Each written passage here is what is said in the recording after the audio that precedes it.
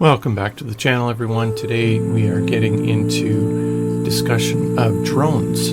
We are going to cover the DJI Air3S. We're also going to compare that a bit to a previous drone that I was flying, the DJI Air2S. So this is the 2S versus the 3S. And the Air3S, the current specs, it's a 1-inch CMOS sensor on the camera there, the primary camera, 70mm medium tele camera as the second lens. So the dual cameras, they go 4K, 60 frames per second, HDR video, 14 stops of dynamic range. Bunch of features would be a free panorama mode, seamless and detailed nightscape omnidirectional obstacle sensing. So it does have a LiDAR sensor, so it's able to fly back to your home point in the dark. Next generation smart return to home with enhanced precision. 45-minute flight time is the spec, and 20-kilometer video transmission. So very robust specifications on the Air3S. We're going to talk a bunch of things in this video. Really wanted to make this video for a long time, but I just wanted to have some real time with the drone. So the takeoff time, how long it takes from turning it on to being able to take off, that's important.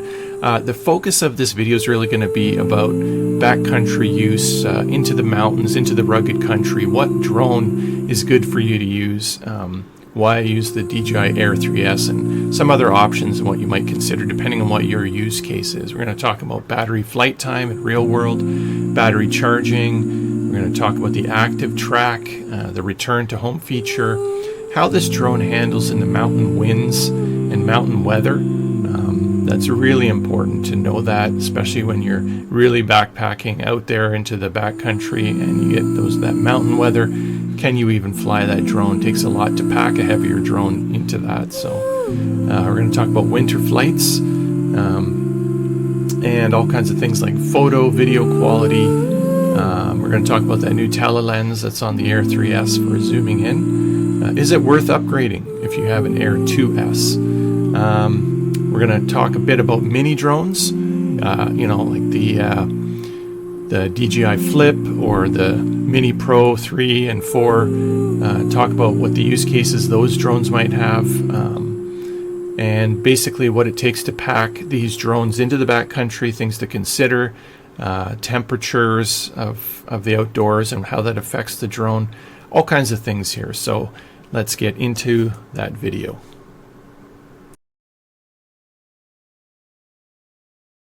All right, so let's start off with drone history. What experience do I have with different drones? So back in 2021, first drone I flew was the DJI Mavic 2 Pro, as you see here in a few of these clips. This is when I first just started to learn how to fly drones and the different rules and regulations and complexities of what it takes to fly a drone. Of course, I just kind of practice in a safe area in a park here where no one was around, really, flying around some rivers and open lands and stuff like that. And that's basically where I learned sort of the basics of flying a drone with the Mavic 2 Pro. Shortly after that, eventually got rid of that drone and I moved on to the DJI Air2S after doing a bunch of research. And most of my drone flying time has been with the Air2S in the mountains. Really great drone, really great value, great quality, handled the wind well. And after, 2 or 3 years of that drone, finally in 2025, early 2025, I moved on to the DJI Air3S. And that's what you're going to see going forward. This year and onward is going to be footage from the DJI Air3S. I did get rid of the Air2S.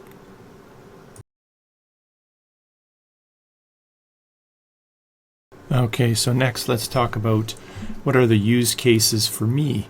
What am I looking for in a drone? And for me, mostly I'm looking to fly a drone in some pretty rugged mountain terrain scenarios. I basically consider myself, above everything else, an explorer. Yes, I do hiking and backpacking and camping, but love to explore.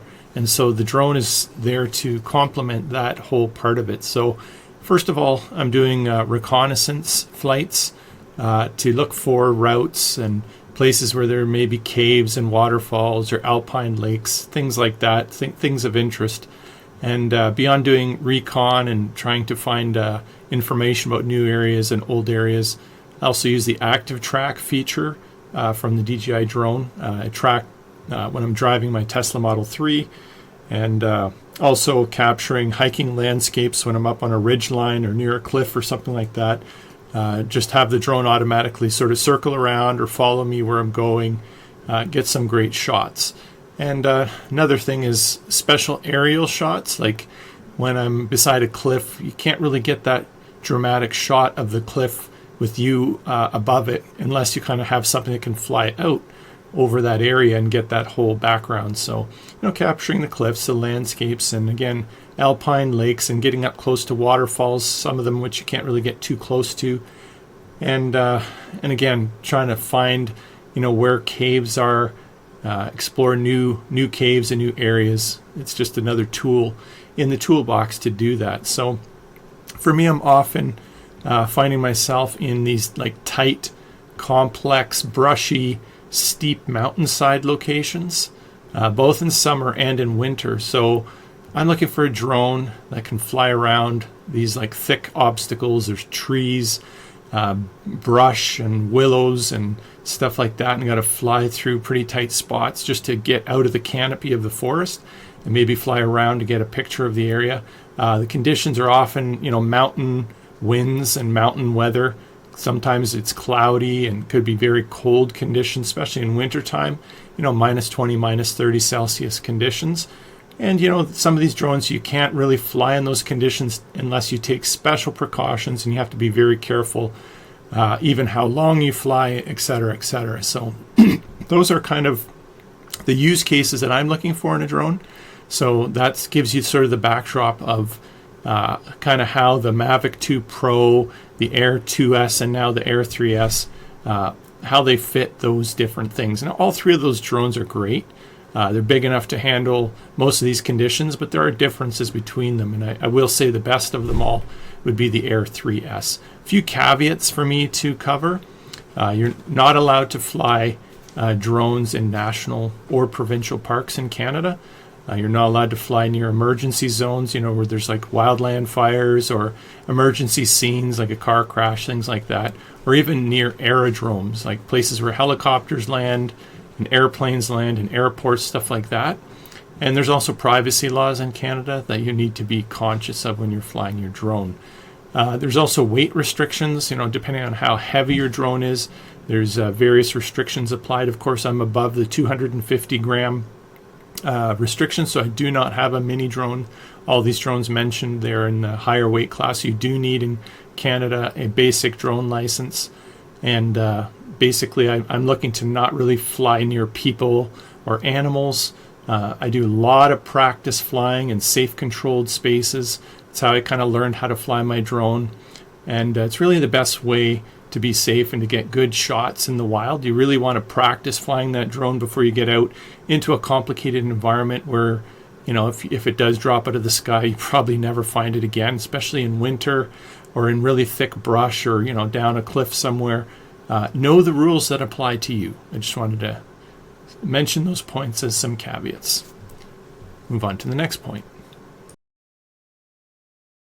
Hey guys, we're going to talk about takeoff time for the DJI Air3S, which I'm holding here in my hand.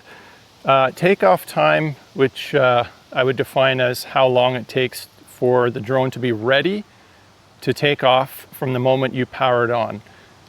It's very quick for the Air3S, a lot faster than the Air2S and the Mavic 2. And the reason is all of these drones, in order for you to take off, there's an important step that you need to consider, and that is the return to home.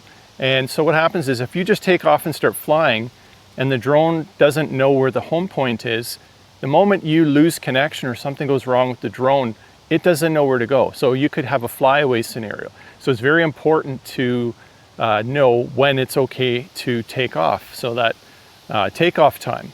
So I've got the RC controller here that came with my Air3S.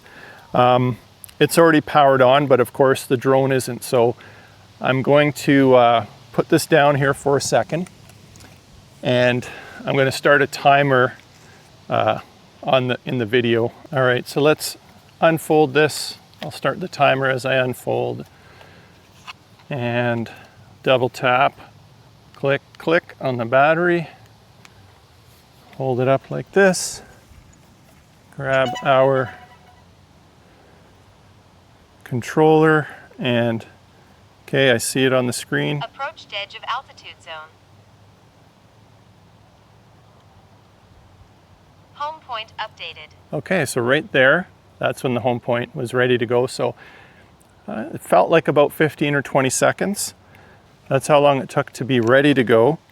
Even though the GPS wasn't fully connected, I can see that now I have 24, but long before the GPS was connected, because this has LiDAR built in, it's ready to take off. So then I'll just hold the button here. There we go. And I'm ready to take off, and just like that, we are ready to go.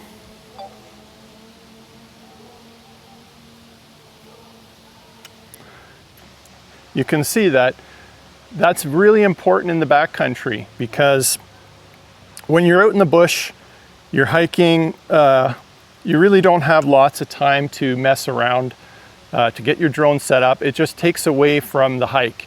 So either you're there to do the drone filming, or you're there to do your backcountry experience, and the drone is just sort of an additional tool. And so I've found over the years that the longer it takes for that drone to get the shot, the less I'm willing to bring it out. That could be minus 20 out. And if it takes a long time for that drone to be ready to take off and fly somewhere, that's also going to take some of the battery to do that, right? It's wasting some of the battery. You need it to warm up, yes. But I tend, in the cold temperatures, I keep my batteries warm, and we'll talk about that separately.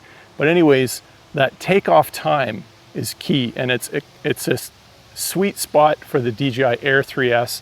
15 to 20 seconds from the moment you turn it on, connects quickly to the controller, and because of the LiDAR creates a live mapping, it very quickly lets you take off so that your return to home point is there. So let's just land this bad boy now.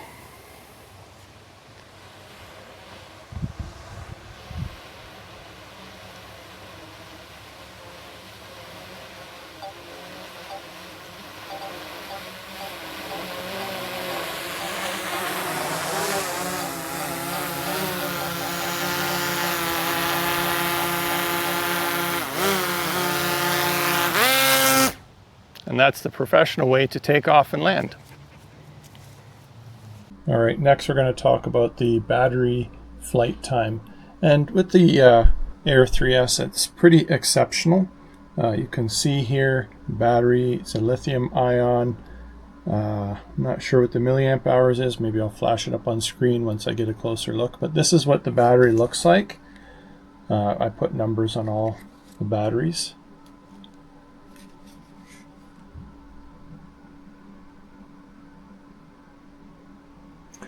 And it just pops into back of the Air3S, which is different from the Air2S, the way it connects in, and it just clicks in like that. And to power on the drone, you just double click and on it goes. So just to say that battery flight time, it's really good. My experience flying this drone in all kinds of conditions, usually I'm getting, I don't know, 15 to 20 minutes each way. So, you know, a good half an hour fly time with the batteries on this drone. Even in cold weather, I'm going to say 10 to 12 minutes each way when it's really cold. And that's, of course, I keep the batteries in my pockets, and sometimes I'll have those heat pads that you put with your hands, those hot pads that you get out of the pouch, and they warm up and stay warm for 12 hours. Sometimes I'll put that around the battery to keep it warm in the wintertime just before I pop it in, so it's hasn't been affected by the cold temperatures as much, and that'll give you some more flight time. So battery flight time is quite good, a little longer than the Air2S. And I find that it's more than enough for the backcountry use that I do. You really don't want to be spending like 40 minutes to an hour just flying around when you're in the backcountry. Start getting cold, especially in the winter. Even in the summer, the winds are there, and you just kind of want to get going. So it's really, 10 to 15 minutes each direction, flying out 10 minutes to 15 minutes and flying back. That's already half an hour. So that's already quite a bit of time.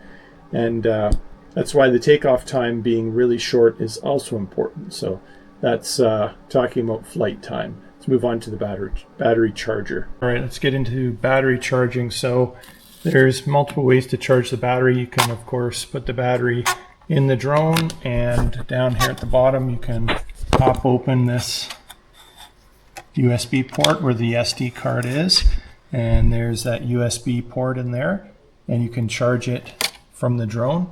I believe it takes like 80 minutes, something like that, and at 65 watt, as long as you have a 65 watt plug that your USB cable is plugging into. So that's with the drone.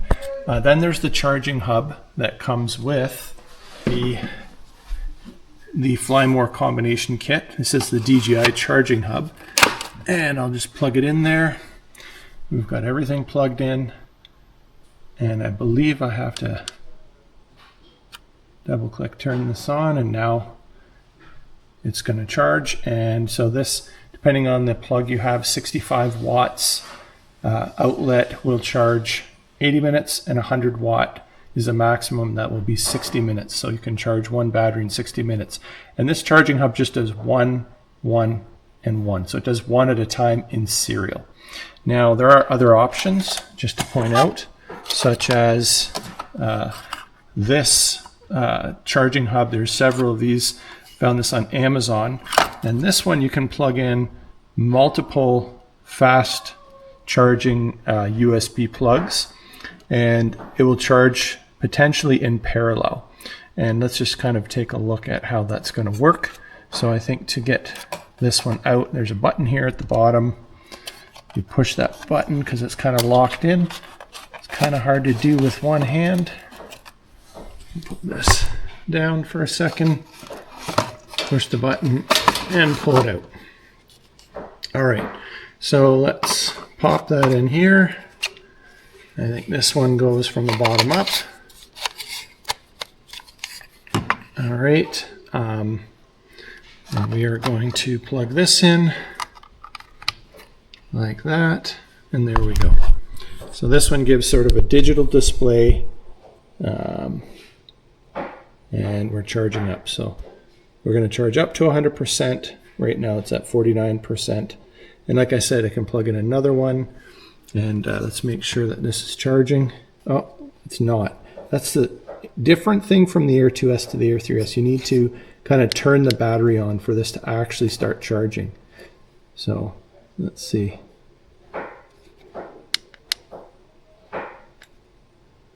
There. Once you see this, now it's actually charging. All right, so this is a sort of faster charger, allows more inputs for faster charging. It shows, of course, what watt it's charging at, and that's a 65 watt plug there. So this is lots of great info. But just to point out a few things, so even with the DJI charger, when you plug it in, you can fiddle with this power button, and you can, what you can do is you can put the 3 batteries in, if you have 3, and let's say 2 of them have 25% and the third one has 75%. You can actually send all the juice from the other batteries into the other one and use all that energy in one battery. So you can get a full flight. So that's pretty cool. So this has it. This has the same deal. And then the third option with these battery bank chargers for DJI Air3S, you can, let's say you have 3 batteries in there, you can actually charge another device. So if you have USB-C here out to, say, your cell phone to another USB-C cable, which this is, I could charge my cell phone from these batteries. So just to point that out, how charging works. So the first option was putting the battery in the drone, USB-C cable charging up. Second option was using this charging hub that you get with the Fly More combo. Third option is you can get different third-party chargers that go faster and give more options and more display. There's other options. There's car chargers, like cigarette lighter chargers, etc.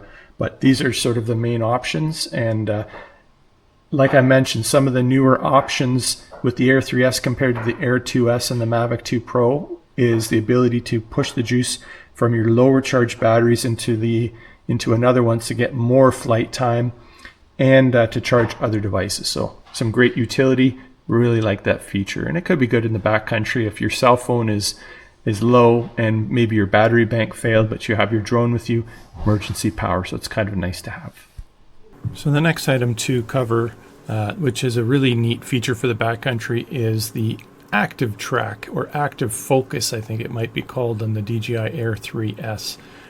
So it's quite a bit better, I would say, in the Air3S over the Air2S, but even the Air2S is pretty decent active track.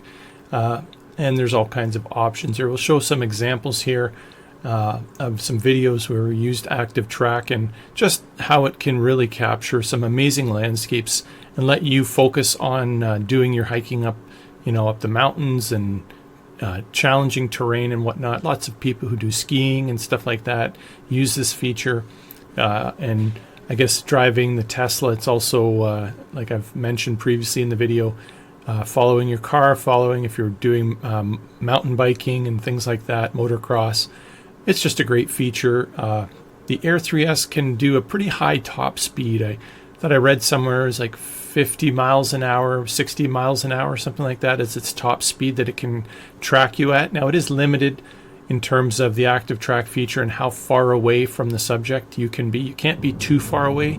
The camera does use some AI logic to figure out where you're going to, but really fantastic feature to use when you're in the backcountry, and one of the things I look for.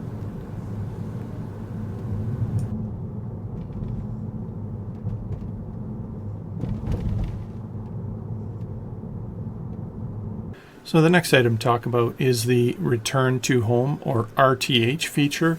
And on the Air3S, it is quite exceptional. Really a game changer for somebody like me who flies in these complex mountain, bushy terrains like that, where trees are everywhere. You don't have tons of room to take off and land. Everything's tight spaces and all that kind of thing. And really, because of the LiDAR built into the front of this, it builds a live map, and it's able to come back the exact way that you left the area, which in dark, low light conditions, and just even in complex terrain, it is quite good. It's a lot better than the Air2S's return to home, and can really save your drone in these complicated areas. So we'll show a few examples of that here, various clips out in the mountains and around different terrain areas where that return to home feature is super useful.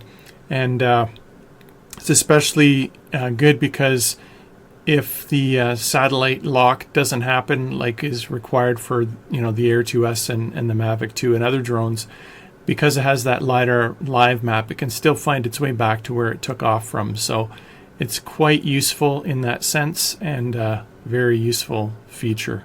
That alone is a big one for me in terms of mountain terrain and rugged terrain, why I would want this drone.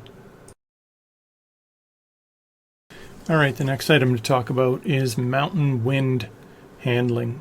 And it's quite exceptional, I guess, for all the drones that I've flown, the Mavic 2 Pro, the Air2S, and definitely the Air3S. And the Air3S is the best of them all. It's just really able to handle pretty high winds, the kind that you get when you're in high altitude. Of course, it's not bulletproof, and you do need to be careful in those winds when you're flying into the wind as opposed to when the wind is carrying you, because if you fly like 15 minutes where the wind is carrying you and then you're at 50% battery and you think you're going to fly back into the wind, you may not make it. So that's just a little small warning, but just essentially handling in the mountain winds in the rugged country does a really great job because of the size of the drone, but also the strength of the motors and the lift and all that. It does a fabulous job. And of course, when it's really windy, I usually put it into sport mode so I have that extra power from the motors. But really impressed the areas I've been able to fly this drone. Previously with the Air2S, there's a few times, maybe 3 or 4 times over the years, I've had wind warnings on my controller. With the Air3S, I don't think I've ever had a wind warning. So it's just pretty rock solid. I've been in pretty extreme conditions. I think some of the clips in this video to date, you'll see like the trees are swaying and whatnot, but the Air3S is just a real beast in the wind.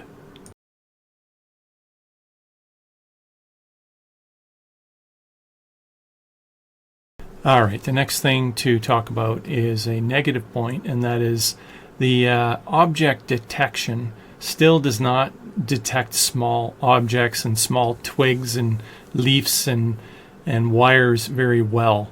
Hydro wires, things like that. So you still have to be pretty careful. It is better in the Air3S because it has the LiDAR sensor and it does sort of find things a little bit better when it's front facing, but still on the sides and on the back it doesn't do so great. You'll see one of the clips later with the Air3S. I think within the first couple days that I had it, I was snowshoeing out on a pond and I was just trying out the active track feature and it crashed. But you'll see these other clips, they were the Air2S. Many times I crashed the Air2S. The active track feature works well, but it doesn't always detect when you're in tight spaces in the forest, like again, brush and small twigs and things like that. It just has a hard time finding those smaller objects and differentiating that. You know, how do you tell it's a small twig on a tree compared to a cobweb? You know, those kind of detections can be pretty tricky. And so a few times when I was with Cabin River Outdoors, you'll see a few crashes there. At Sean's place when we were filming the boat and things like that, and I wasn't paying attention. Oftentimes you'll see the crashes were happening sort of when I was flying sideways. The side sensors, they're not as good, and that was on the Air2S that crashed. But Air3S, same thing. It is a little better, but still has problems. And if you're not careful and you're in that thick brush, sometimes you will crash. And if you do that when you're kind of far away, if you're not paying attention and you're several kilometers away on a mountainside or somewhere where you can't really hike to easily or it's very dangerous, you could lose your drone forever. So again, object detection, it's not perfect, especially smaller twigs and branches and brush. You can lose that drone, so you do need to be careful.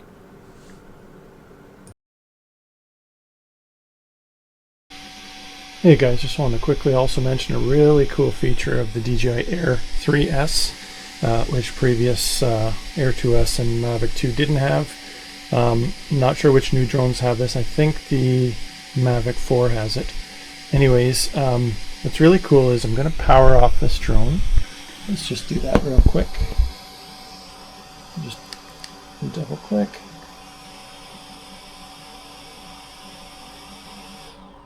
It's powered off. Let's fold it up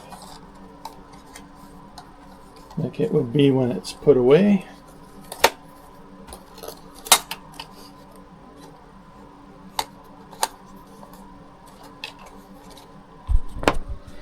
Alright, so there we have it. It's all folded up.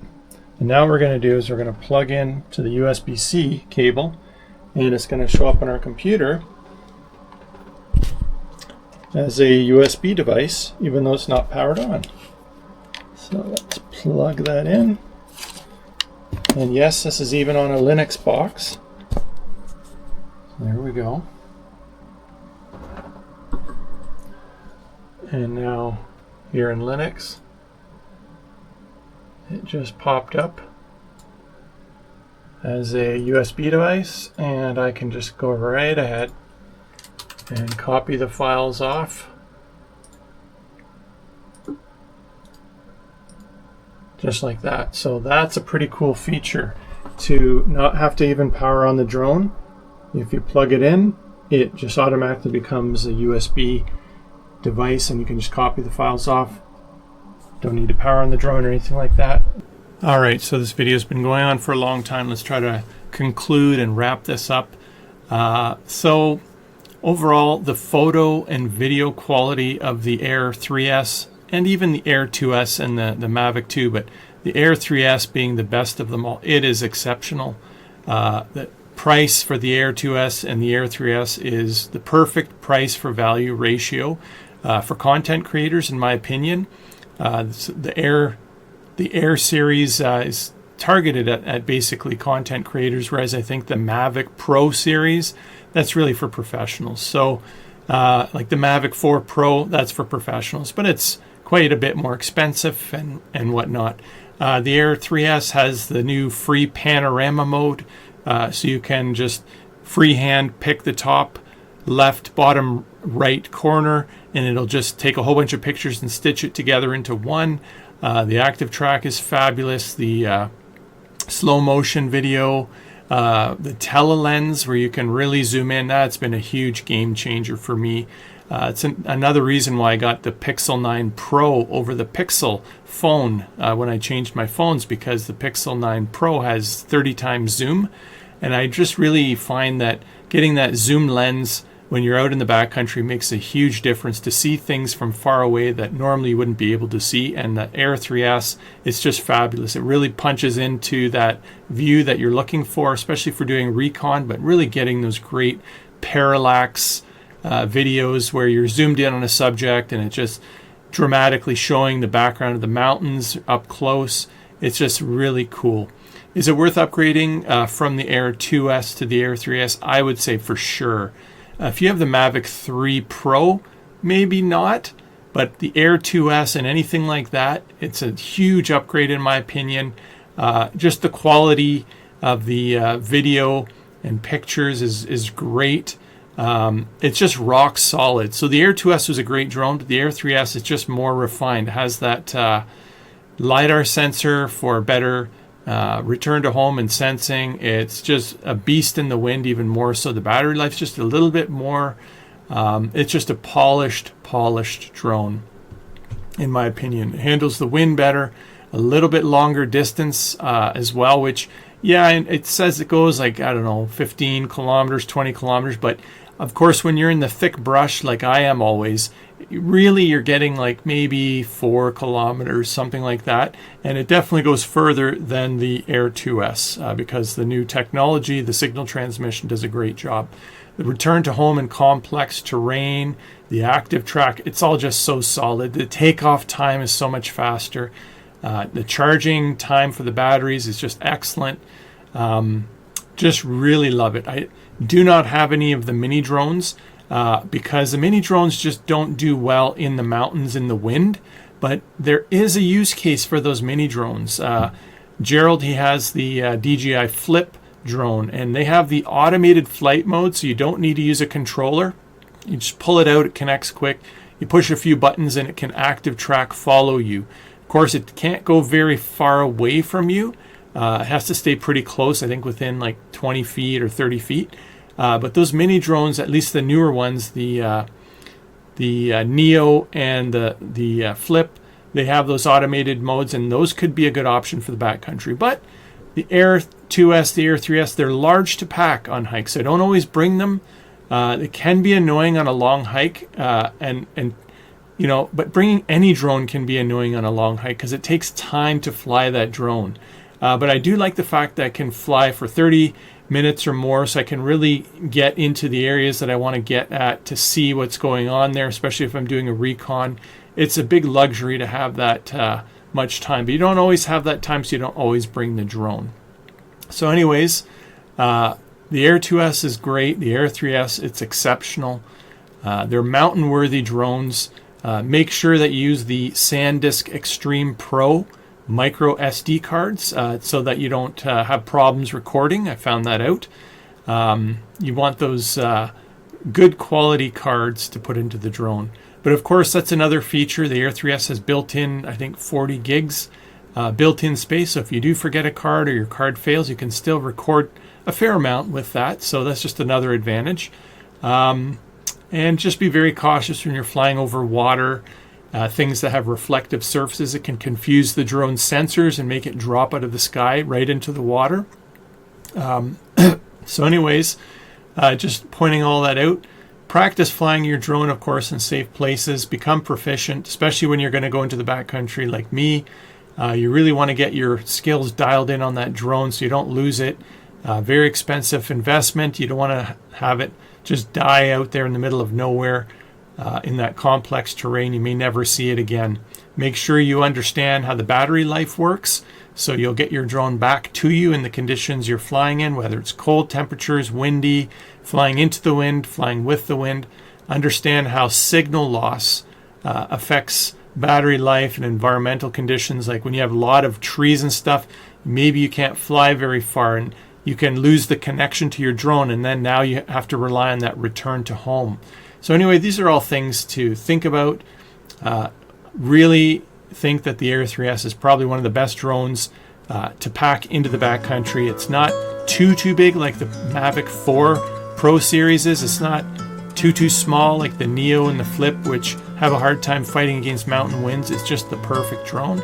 Anyways, if you guys enjoy the video, please leave some comments in there, share your experiences, share your thoughts, and click that like button if this video helped you out, and I'll catch you on the next one.